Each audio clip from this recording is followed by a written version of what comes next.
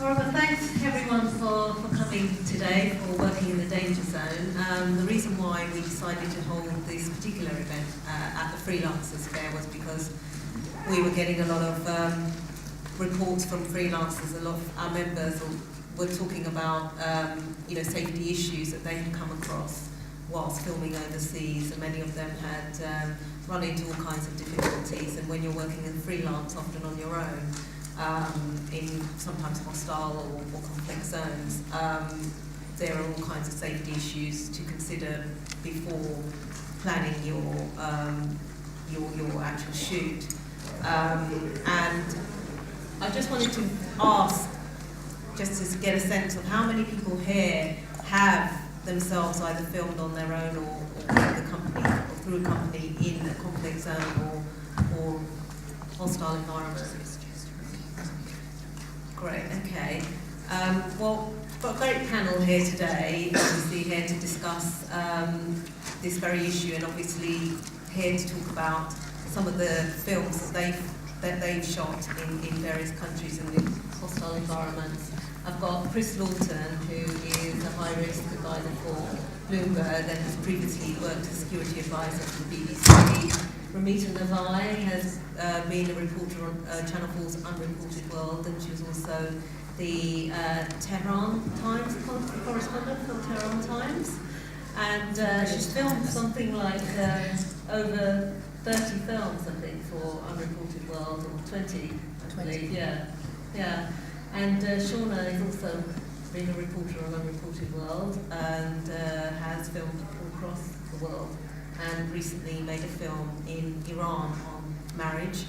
And Elisabet is head of programs at Rory Peck, which supports freelancers and news gatherers across the globe. And Giovanni Ulleri is a producer-director who's worked with all the terrestrial channels and many other channels, including Al Jazeera, Discovery, and has done a lot of work with Drugs Inc. and the Discovery series Drugs Inc. recently. So I think I'm going to start with you, Shaunagh, because I'm going to show a film from each filmmaker, and then we'll have a discussion about each one, and then open questions to the floor. But one of your films, China, on the gay shock therapy, which you filmed with activists in China, trying to get a sense of how the authorities there are trying to convert gay people with this kind of gay shock therapy. What made you want to sort of investigate that story, and how did that come about? Well, that was last summer, so that was July 2015, and I think in May 2015 Ireland itself had just legalised gay marriage, and I think we read about conversion therapy, and specifically electric shock therapy being used in China to as a so-called cure for homosexuality. So we wanted to go over and investigate it and try and expose those clinics doing that. I mean, thinking that goes on in this day and age was deeply, deeply shocking. And we decided to reach out to activists on the ground in Beijing, an incredible bunch of people who were taking on the authorities, and they were trying to expose the clinics, and we just went over and worked with them and helped them, I guess. So, yeah. Great. So we'll see a clip from that in a minute, but just leading up to this particular clip, it's about an activist who you were filming with. Well, there were a couple of them. And so tell me a little bit about the lead up to what actually happened when you were filming with them, and how the authorities sort of found out about what's going on. Yeah, so myself and my director, Paddy Wells, we went undercover into China separately, and we, on day 2 of our shoot, I think it was, John Chen, our 22-year-old gay rights activist, who's an amazing character, he rang us and he said, "Oh my God, you need to meet up ASAP. They know you're here. They know Channel 4 are here trying to make a film about conversion therapy. So lo and behold, we were not able to hoodwink the Chinese government with our telegram app, but so they did know we were there, and it just made our filming experience really, really difficult because it was cloak and dagger throughout every step of the way. We were, emails potentially being monitored, calls potentially being monitored. They knew exactly what we were doing. So in our investigation, we'd take one step forward. We'd find a clinic who would admit it on the phone. Yeah, we do, electric shock therapy to cure homosexuality. We'd go there and they would say, absolutely not, no, we don't do it here. And so it was all, we were just trying to stay ahead of them, and it made the job very, very difficult. It also throws up the question of, is it worth the risk of staying there? Not just for us, but mostly for the people we work with. And our duty of care to them is really, really important. And so that was something we were kind of battling with throughout the shoot, both myself and Paddy, but also, liaising with our commissioner and our lawyers and all the rest of it to make sure that this was the right thing to do. So it was, it was quite an intense shoot, I would say, in China, but worth it, I think. All right, well, we'll take a look at the clip now on the China Day Shock Therapy.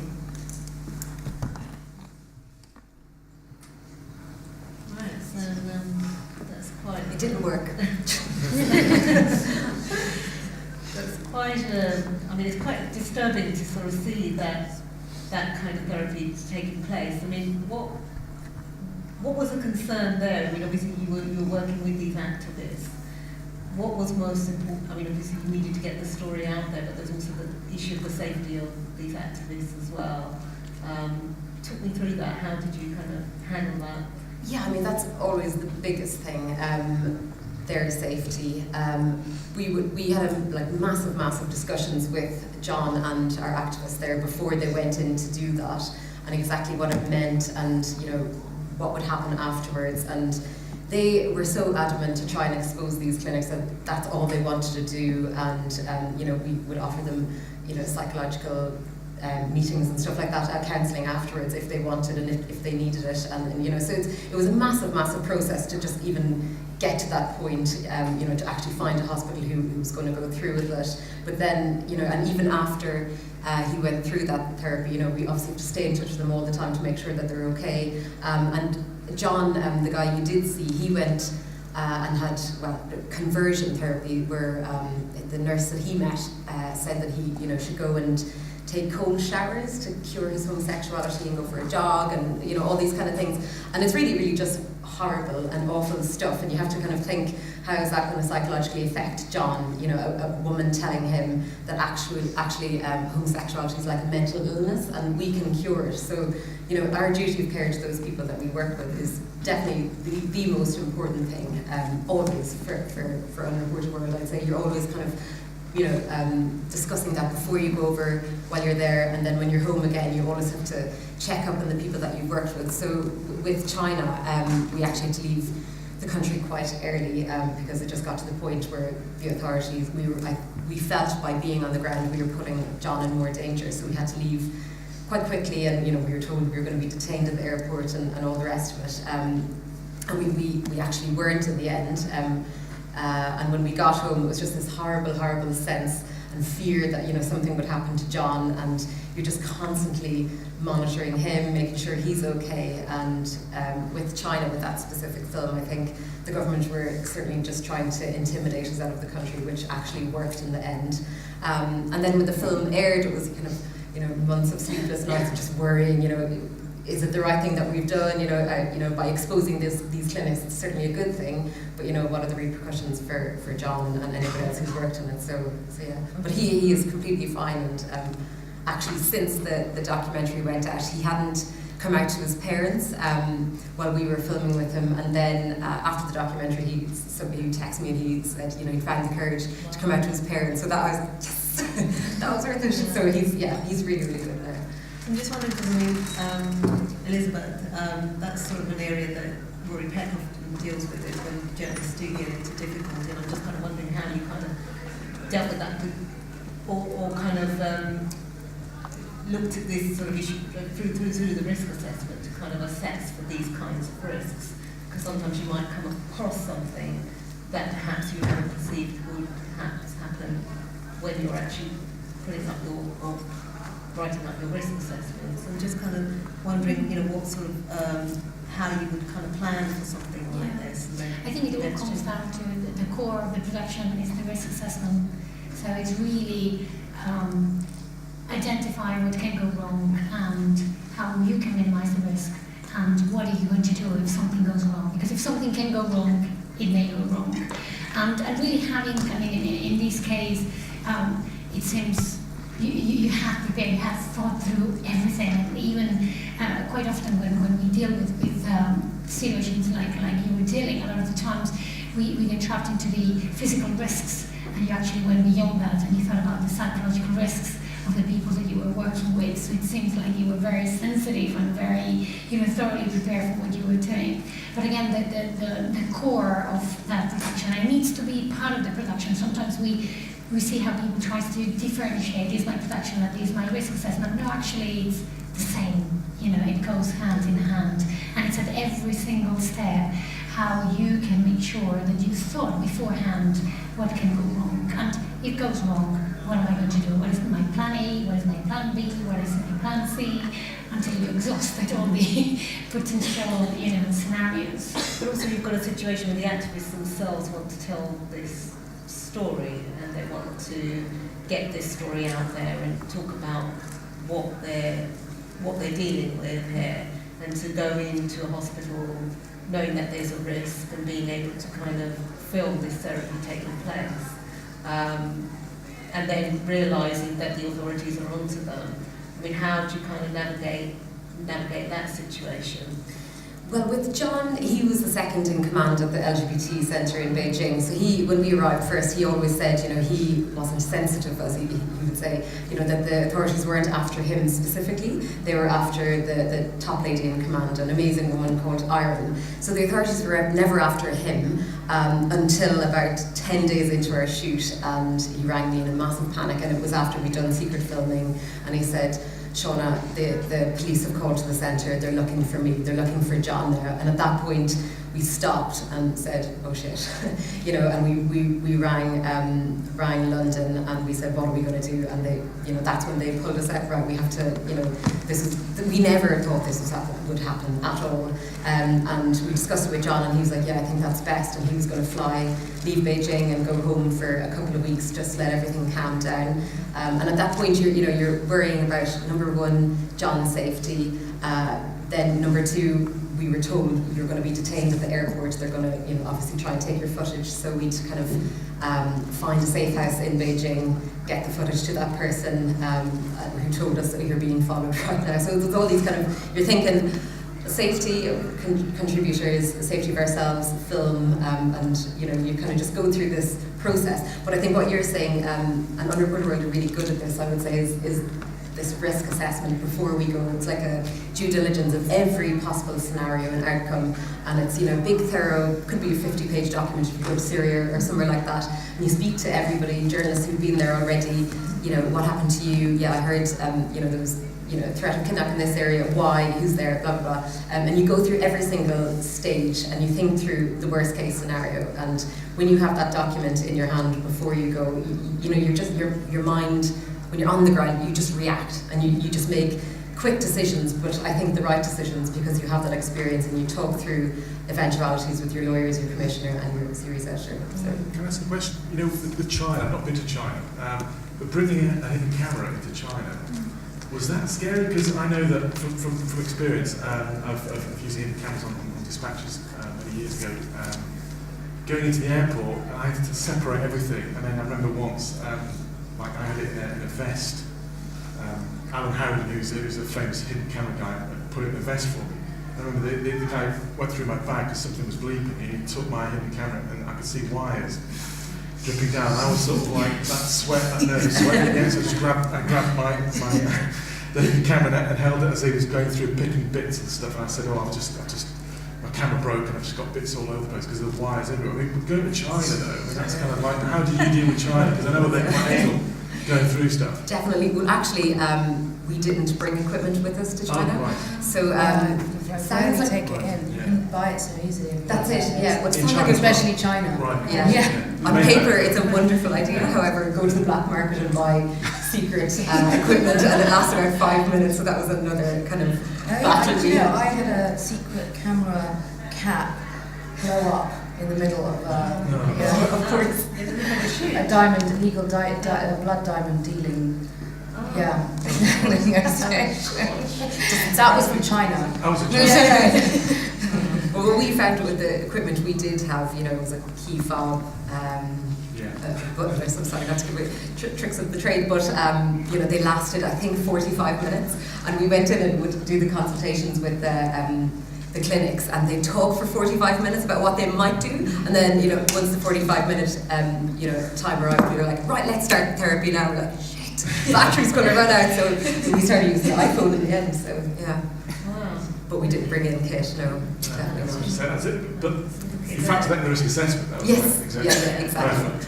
Yeah. Yeah.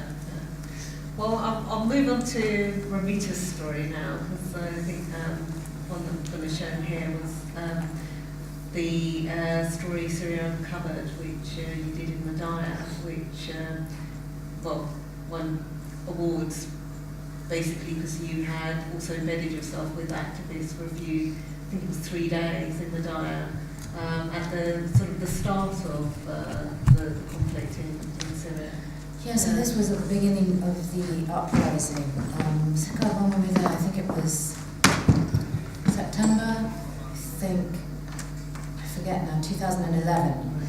So it took us 3 months to set the shoot up.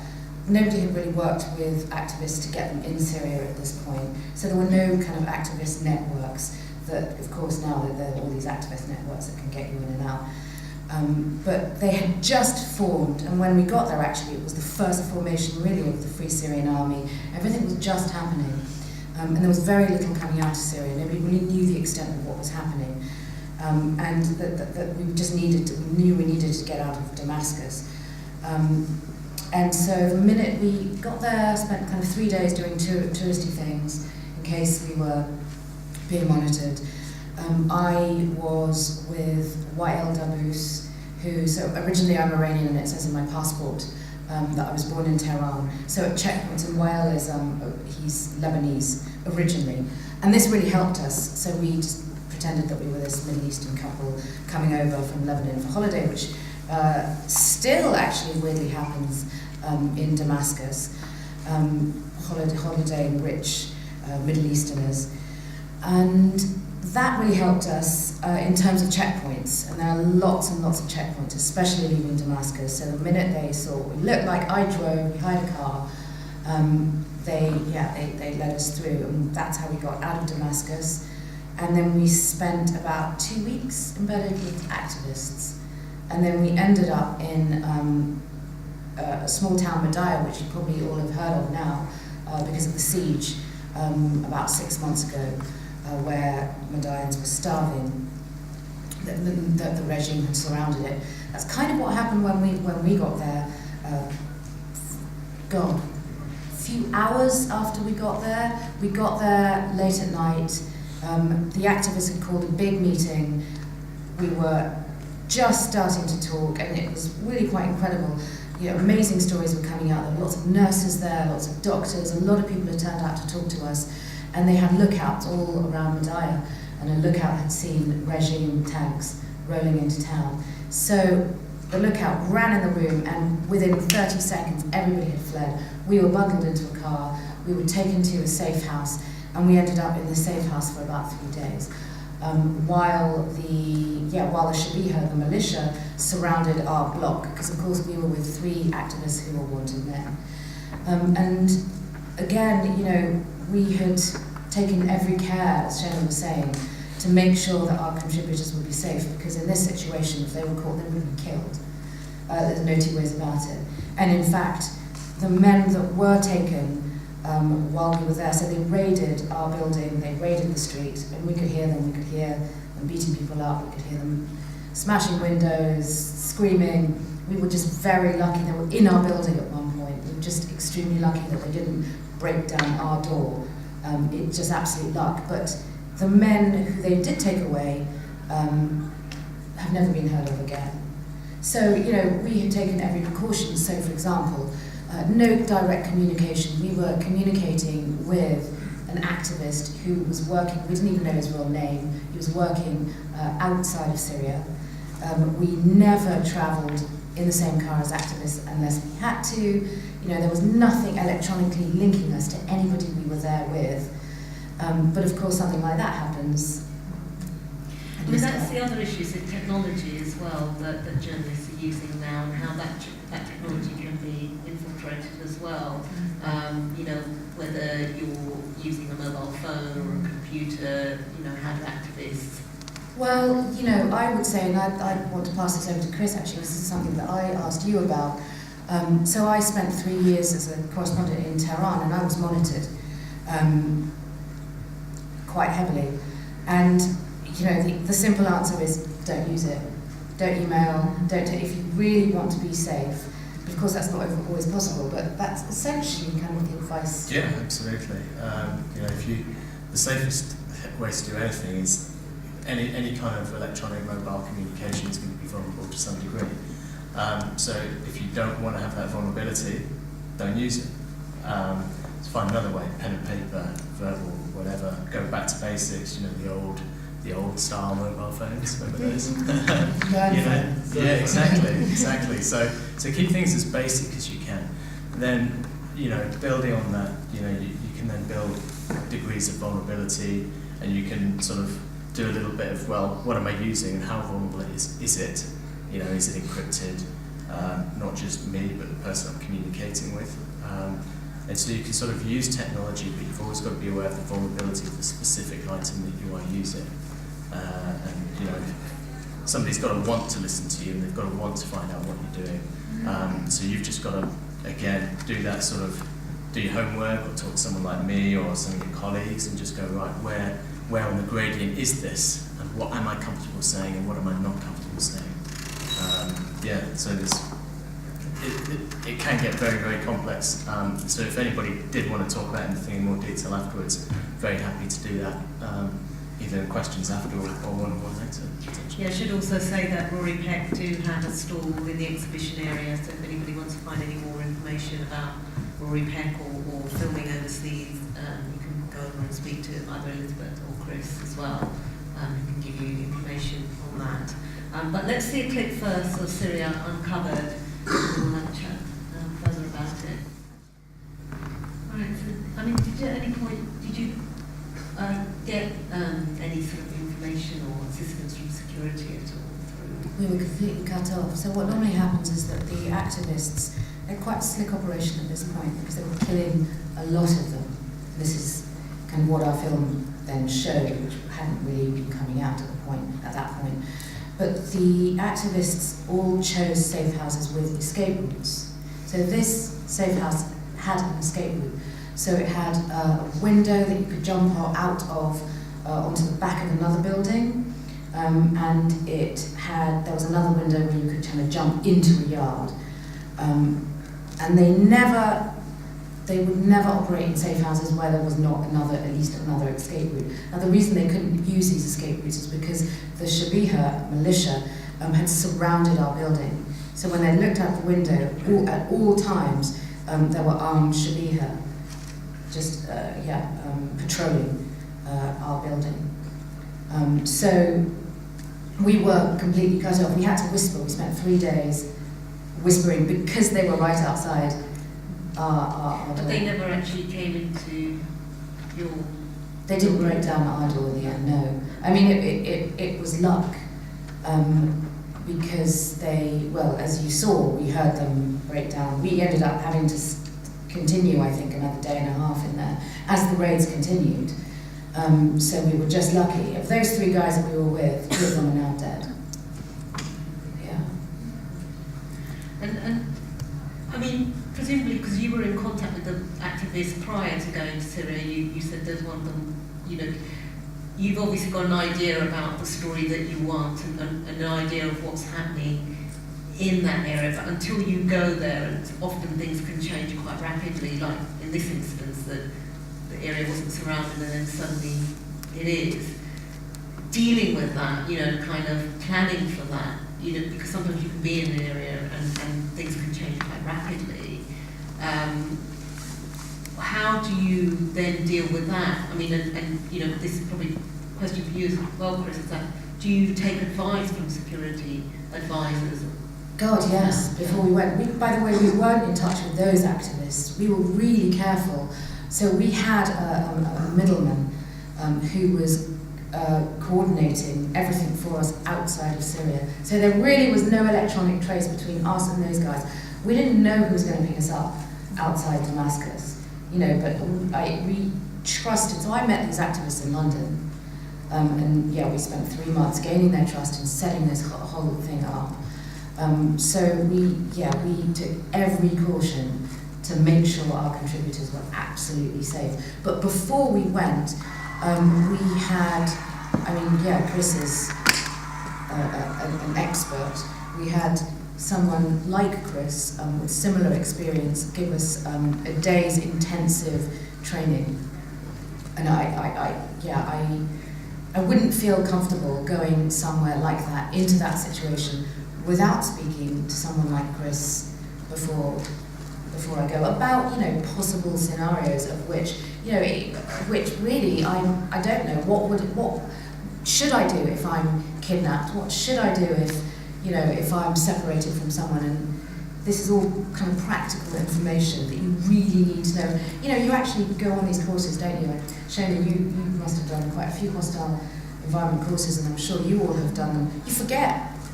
And I've worked, this was not my first, I've worked undercover in quite a few countries. I've worked in, a lot of, hostile environments. And I always, you just forget, you need a refresher, you need to go back, you need to sit down with someone like Chris and go through everything that can go wrong. And where we fit in there as well is it isn't, there's an ideal world where everything's extremely safe. That just doesn't exist, and like Ramita said, and the story that Shaunagh did as well, these are things that aren't done very often. Potentially one of the first to really go and do that kind of thing as well. So it's understanding the art of the possible as best you can with what information you've got. So just there, Ramita was talking about, so let's imagine a worst case scenario. We're in Syria, we're in a house, and then we get surrounded by Shabiha, and then we can't get out, we've got no communication, and what do we do? And you go, what can we do? Just in that clip there, there was someone, the activists there, they had their recaps, fantastic. They had their withdrawal routes, they had their safe house. You don't always know that in advance. And one of our sort of subsidiary roles, apart from this sort of planning, briefing, training kind of function, is making sure people are really, really honest with themselves as well. So understand that. If you still want to do it, if you still think it's worth it, then go for it. If your editors agree, if you think it's there, then go for it. We'll do everything we can for you, but there does come a point as well where that individual decision, that individual responsibility also kicks in as well. So just to build on that, we give advice. That's what it is. It's advice, and we'll do everything in our power to make sure people understand what they can do. But ultimately, there's a moment there where they've got to go, right, I'm trained.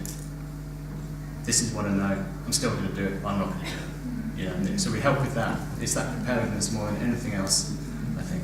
On that note, I was just saying, a friend of mine is going to make a documentary about Marie Colvin, who was killed in Syria. What was interesting about that was that her mobile phone, she was sending reports back, monitoring her phone, and they were able to target what she was, and that's what killed her.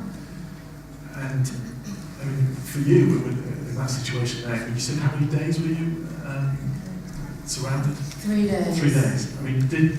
If I was your 3 days with one can of tuna. I was going to say, if I was your exec, I would be freaking out after a day, after an hour, after 2 hours. I did a film for the BBC in Lebanon, and we went to. It was a story about the rise in Islamic fundamentalism within the Palestinian refugee camps, and I met so many different people. Anyway, we were told that we could get an interview with this particular group, Fatah Islam, in Ain al-Hilwa, if you know Ain al-Hilwa in the south. But it would take a bit of negotiation. But I notified the BBC. The BBC are really good because you've got this liaison to risk group and stuff, and we had to text every 2 hours where we were going and stuff, and before you go to each roadblocks that we're through and through. And we would go to Ain al-Hilwa and stuff, and there's so many different roadblocks, and we get led, as you know, if you've been to Palestinian refugee camps and stuff, you've got the Fatah groups surround it. So Fatah led us a certain way, and then we wanted to meet Hamas, so they said, we're not going there, you can go there. So Hamas then took us in, and the Hamas guy said, listen guys, I'm telling you, I wouldn't go and meet those guys because they are murderers. Those are the ones you should be careful of. And we went in, but knowing I had they knew fully where we were, and all the way down the chain, I told people, if we're not out, you must contact this person. If you're not out, you must contact this person. So they had liaison all the way through. So I knew that if this group, Fatah Islam, that we were trying to do the interview with, kept us, or the worst scenario, did whatever they were going to do to us, that each of those members of the chain would be a route back up. Do you know what I mean? All the way down. So all the way through each roadblock. So I had someone in Beirut, someone in all the way through, and that was our risk assessment that we did. I mean, it's a thing that I didn't even think about, but people who are experienced sort of led me through for people like you, said, well, that's what you need to do. So, okay, if you're going to go to that particular night, you've got your Fatah link, well, who is he? Okay, we need to now get hold of him. He needs to know where you are. So the Hamas guy, he's your contact there all the way through. So if anything did happen, we knew we were okay.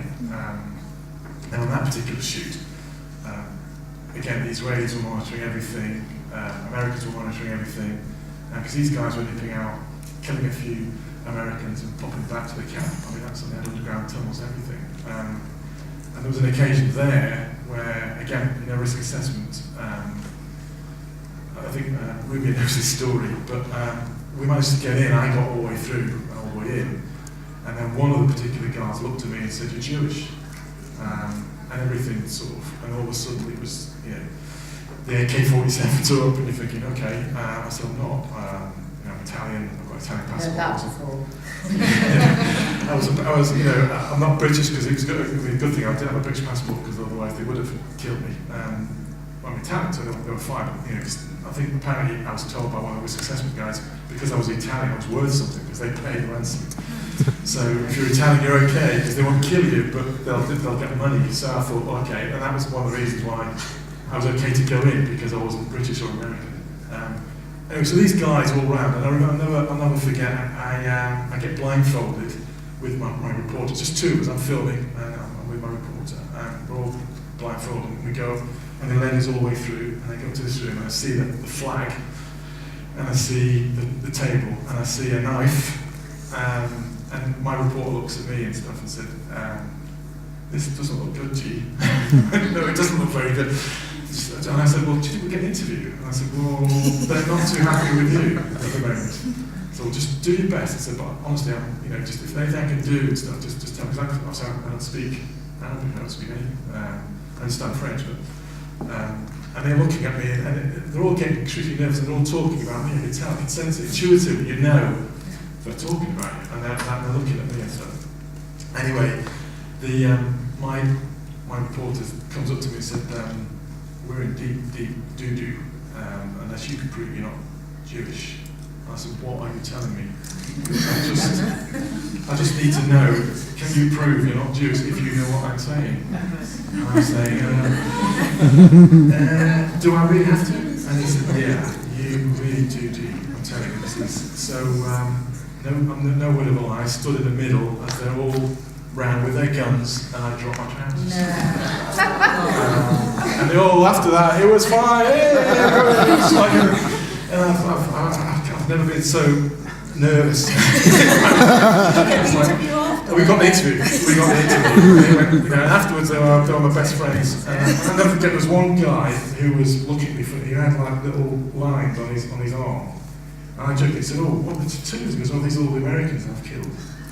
Okay, fine, but yeah, but that was never a risk assessment. I remember when I went back to the BBC, he said, "You never guess what they asked me to do." Have you been back to Syria since? No. I'm just wondering, how things have changed over the past few years as well, whether it's harder for journalists. I'm thinking harder for as well. women. It sounds weird to ask that question, but is it because a friend of mine in Egypt she got terribly abused when she went to Egypt? And is it hard for a female journalist? Well, actually, I did a story in Egypt, and I rarely work with security. And I actually, insisted, Channel 4 insisted, we insisted that we have 2 big Egyptian burly guys with us at all times.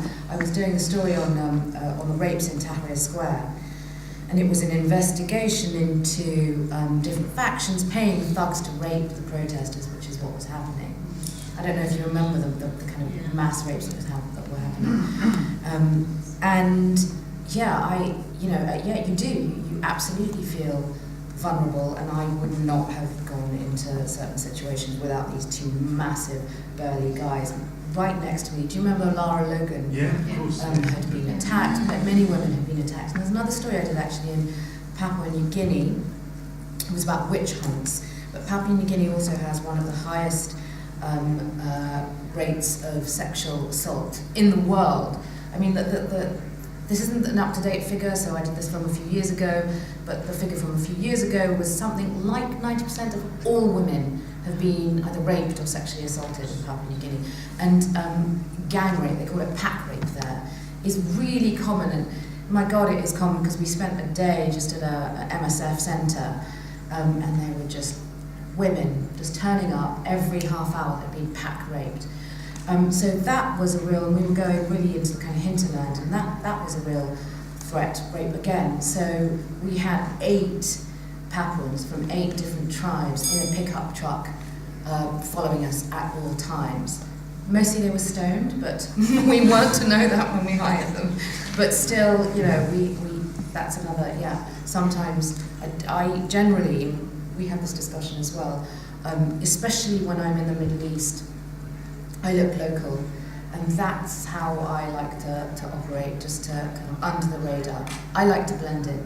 So I know, this is true, Chris, I did a trip to Iraq a few months ago, and we didn't have security. But I know that the BBC don't work without security in Iraq, for example. Yeah. So they have a local security team, the reason being somewhere where, neighbourhood by neighbourhood, the security environment changes, so you've got to have someone who can deal with those specifics. However, there is a further equation in that. You've also got to account for their own locality as well, because they might be affiliated in ways that we don't perhaps fully understand. But on the whole, I'm a huge fan of that method. Places like Egypt, where security is one thing, even your fixer, if you're low on funds and you don't have the recourse to security, someone but brief them on what to listen to. So going back to that risk assessment, preparedness, what are the crowds saying? What are the keywords you're asking people to look out for? Are people starting to accuse you of being, I don't know, CIA, for example, or anything else that will have negative connotations to a mob? Can they read the local dynamics? So can they see Tahrir Square, a classic one, the gangs of people moving around? Do they know what they look like and feel like? So you've got that sort of anticipatory, that preparedness, that few seconds, minutes to do something different and, get yourself out of these tricky situations. And Papua New Guinea as well, probably all stoned, but, They had machetes. Yeah, and they can talk and understand, and they know their country. Huge fan of that. Absolutely. So if somebody was planning to do, say, a shoot in Iraq, for example, how would you talk them through step by step in terms of what would your role be if they were thinking about? The first thing I'd do is understand what it is they want to do, and what they want to achieve, and where they want to go. And then it's kind of formulaic, and we've touched on a lot of the key things already, right from communications through to logistics, how they move around. Are they going to have local support going from fixer through to security, through to government, military? What does each provide, and what does each mitigate against? Answering that question is, what are the key risks and vulnerabilities we're going to face here? And then you build it up around that. Communications is for me probably one of the most important. You mentioned your communications plan. Shaunagh in China, that would be understanding how can we communicate with these activists securely? Can we? Is there a means? What what apps are available in China that we can also use and give us a degree of protection there, right through to Syria. You know, how sustainable, how long can you keep a comms plan for batteries?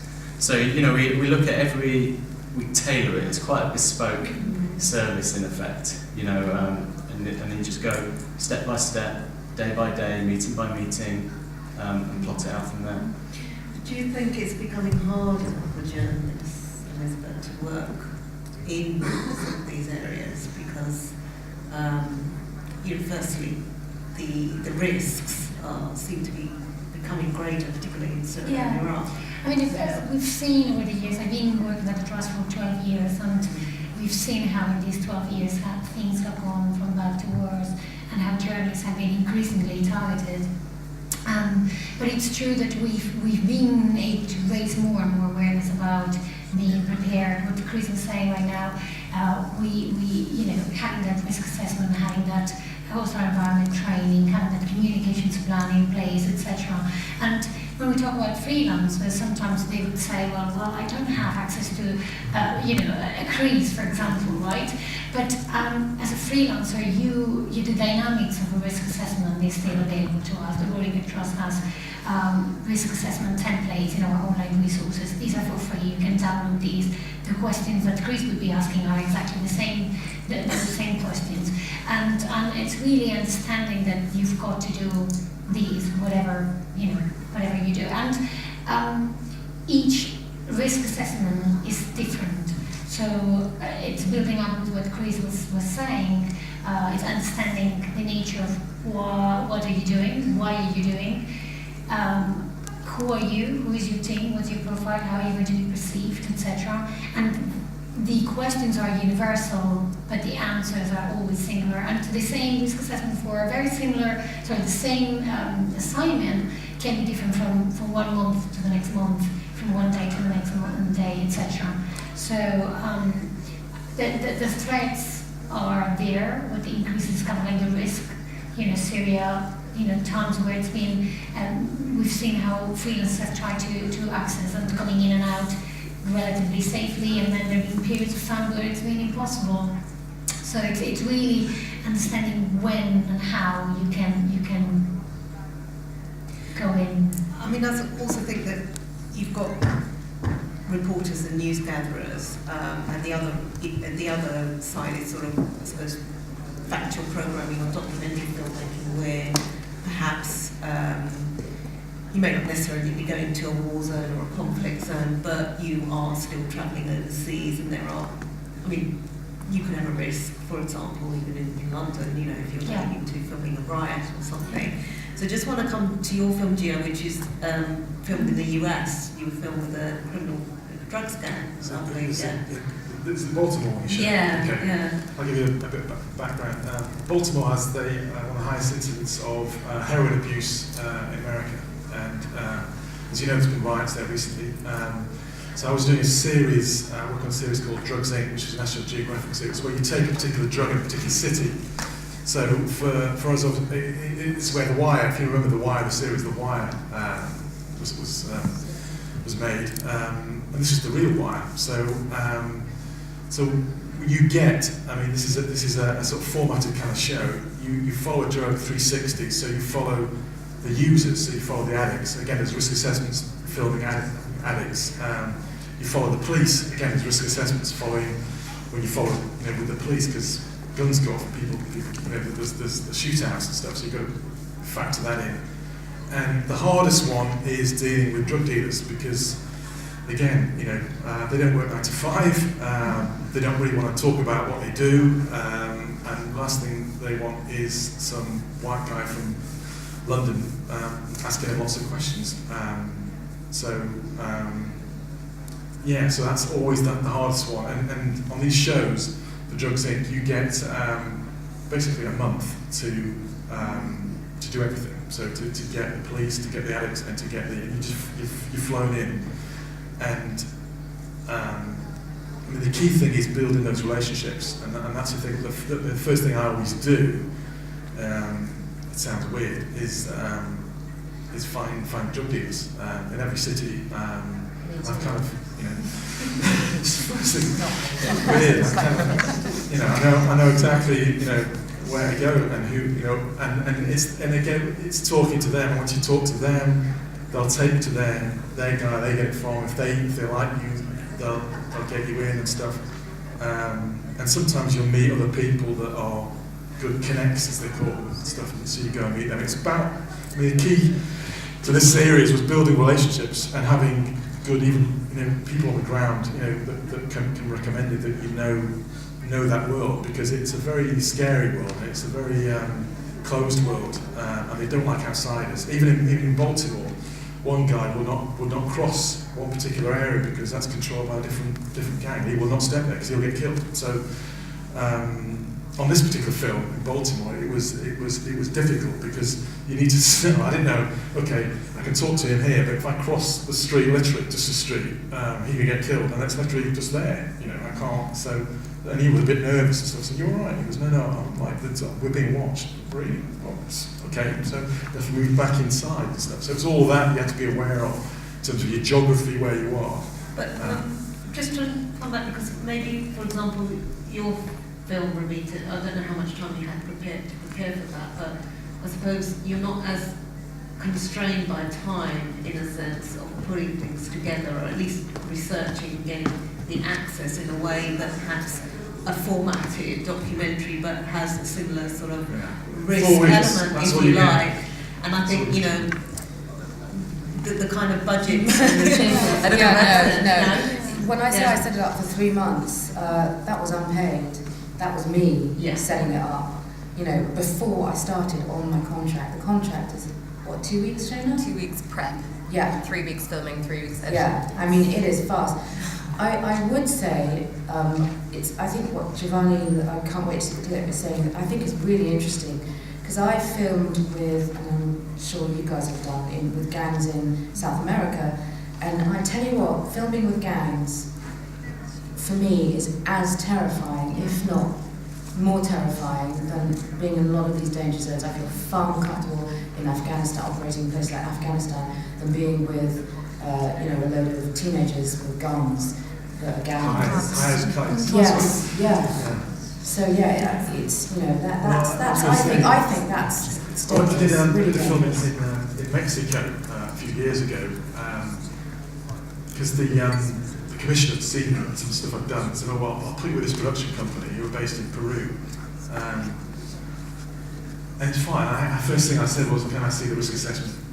There's no risk assessment. So, can we have one?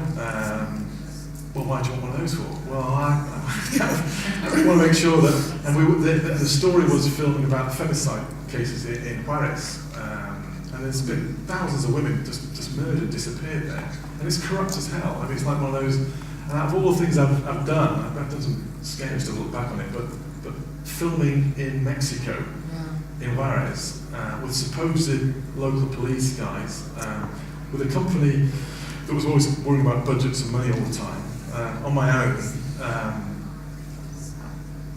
with no proper backup all the way up the line and stuff, but having set my own, I did it on my own in the end. I thought, I can't trust the production company, I'll just do it myself, and that's what I did. That, for me, was the most vulnerable, scary thing in 25 years of being a journalist. What you didn't see was there's two of their gang behind me pointing guns at me, and later on, I stupidly asked him a question. It took weeks to get that particular corner. They control one particular corner in Baltimore. I mean, there's other gangs as well, but these two were quite what's the word? Volatile. They were quite volatile, but they wanted to be on camera because they love Drugs Inc. Last time they were in prison, Drugs Inc. was their favourite show. It was kind of a weird thing. And it kind of looked like it was a badge of honour to be on the show, and they kind of liked it. But what you don't see, like I said, is the two guys behind pointing guns. I've got this weird thing with them, and I said to them, I'll only film you, but under no circumstances must you point a gun at me. You can point an unloaded one, but I want to make sure it's unloaded. But I don't want any. I don't need. raising up to the camera, because sometimes you put camera, people raise up to the camera, and I'm always kind of conscious of that, so particularly when they're nervous anyway. And we're in a derelict part of Baltimore where I'm completely on my own. Like I said,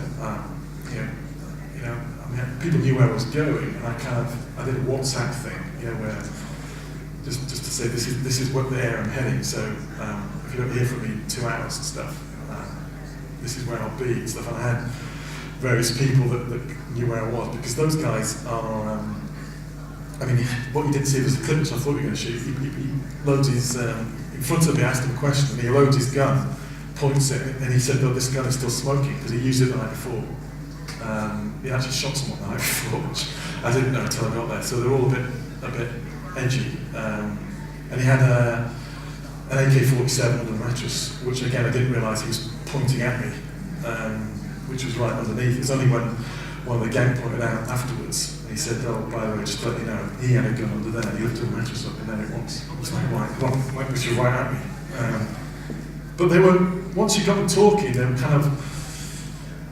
were interesting people. And it was even afterwards, when we'd done the filming, they wanted to hang out with me. I didn't particularly want to hang out with them, but they wanted to hang out with me because they thought I was the white guy, and they wanted to show me off, because I was in a project, derelict area project, where they mix with white guys and stuff. So they were showing me, they were taking me around saying, "This dude is from National Geographic, Drugs Inc." It's like, I'm being shown by all the gangbangers and stuff. But it was kind of volatile, because you had to judge it. And again, it's why, journalists and stuff, like I said, I'm risk averse, so I don't want to get killed doing this. I want to get the story, but I want to make sure that it comes safely, and that no one gets hurt making it. And then again, we protect their voices, we change their voices. I didn't want to know their real names. I made sure that no tattoos, because you can identify someone with a tattoo, so we make sure there's no tattoos showing. And like I said, I don't really want to know the background story. I just want to know how they got into drugs and stuff, why they got into drugs. Well, let's. Has anybody got any questions? See if anybody wants to ask. Wait for the mic. Activity in Mexico. You were reporting on cartel activity in Mexico. No, I did a story for Discovery International about the femicide case in Juarez, in Mexico, which was narco gangs were. They saw a female in the street of Juarez that they fancied. They would grab her, rape her, put to work as a prostitute, and then murder her and dump her. And there's been cases, and we were doing a story because we managed to get access, which we got with the forensic unit that was FBI funded to investigate some of these murders. They found 11, well, they didn't find bodies, but they found bones, and they were identifying them with the disappeared, because the women were trying to find their loved ones, understandably. So we made a film basically looking at what this unit was doing that was funded by the FBI and the UN, I think, put some money into it. And there's a special femicide unit that was set up to investigate. And again, on that particular story, I remember I interviewed the boss of this femicide unit, who's paid more a lot of money, in a very nice suit and a very nice chauffeur, bulletproof car. And I said to him, "Okay, how long have you been in charge?" He said, "I've been in charge 5 years. I said, "Okay, in the 5 years you've been in charge of this unit, how many prosecutions have you had of drug gangs?" He said, "Oh, it's very difficult because it's difficult to get prosecutions." And I said, "Well, let me tell you, you've had 0. How many women have you returned back to their loved ones alive in the 5 years that you've been in charge? Because they disappear every week, there's another disappearance." And I get a tap on the shoulder from my local producer, Victor, and said, "Gee, you're annoying him. Just where am I? He's getting really irritating." And I said, "Thank you, I don't really care." So I asked him again and stuff, and he stormed out. Nothing. Basically, they're not prosecuted, they're not returning any females. And he got really angry with us, and at one point was denying us access to film them looking for bones, and which we had to film as a kind of a PR thing. I said, "Do it." So we filmed their unit in the Valley of Juarez looking for bits of bones, and surprise, surprise, they found the bone, and we filmed that. So I sort of like, that's a moment, so they gave me a bone. Do you know what I mean? It was like one of those kind of things. But that was scary being in Mexico, because I was with local police who I didn't trust, who were corrupt as hell. In fact, when we went to the valley, we stopped. They had a big bodyguard. We had a big procession of cars and stuff. And I said, why have we stopped here? He goes, oh, we need permission. I said, permission? I thought we were with the police. He goes, oh, we need the local drug guy to give us permission to film and to go to the area.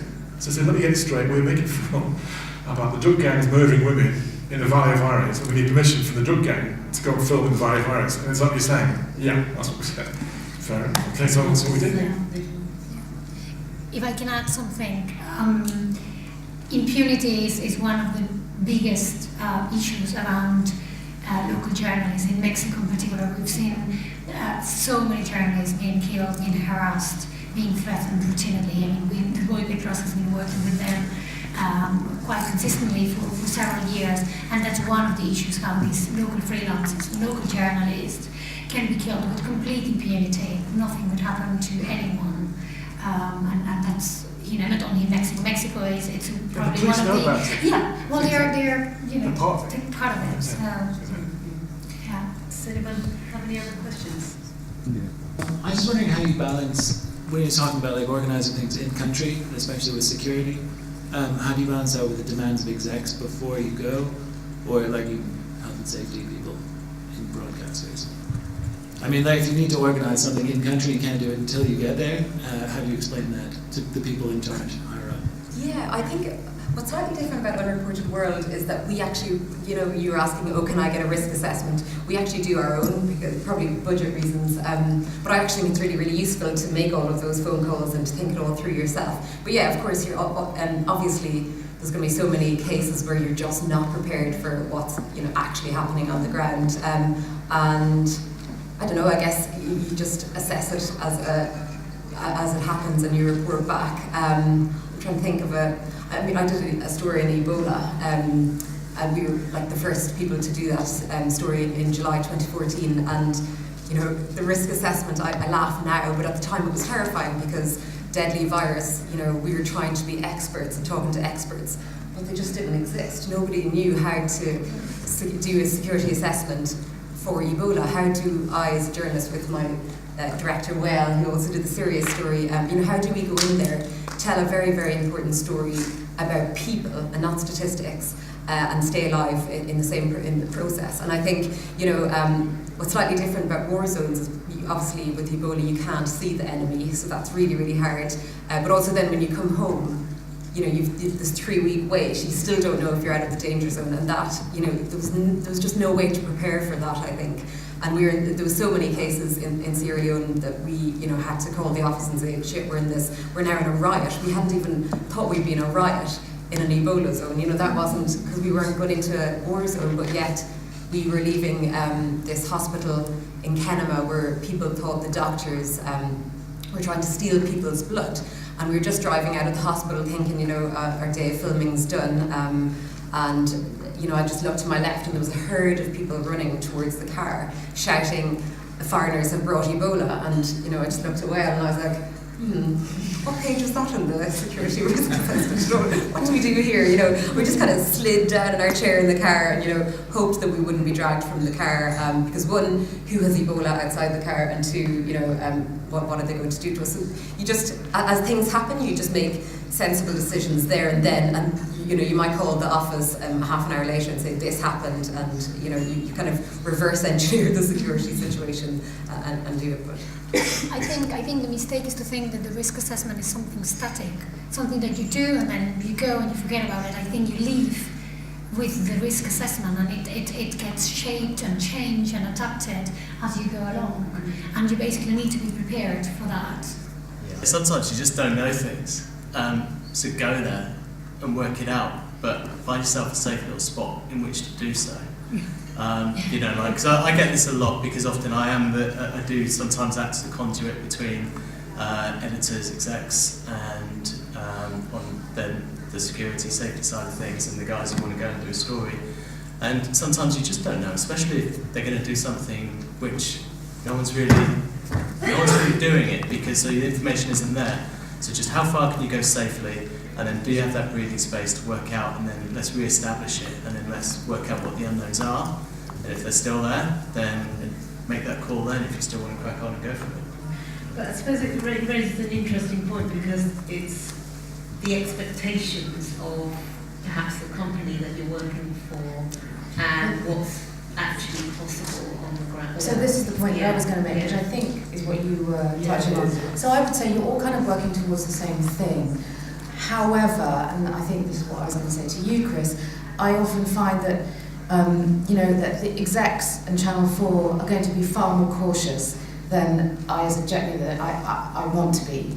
So, of course I don't want to get killed, and of course I am very careful when I take risks, and I'm very aware of the risks I'm taking, but sometimes as a journalist you get very frustrated that there are so many red lines that sometimes seems like bureaucracy and arse covering, when actually you can work around it. And there have been some incidents that have happened, like Marie getting killed, where you understand they've also got to cover their backs, they've also got a duty of care, and they've got to protect us.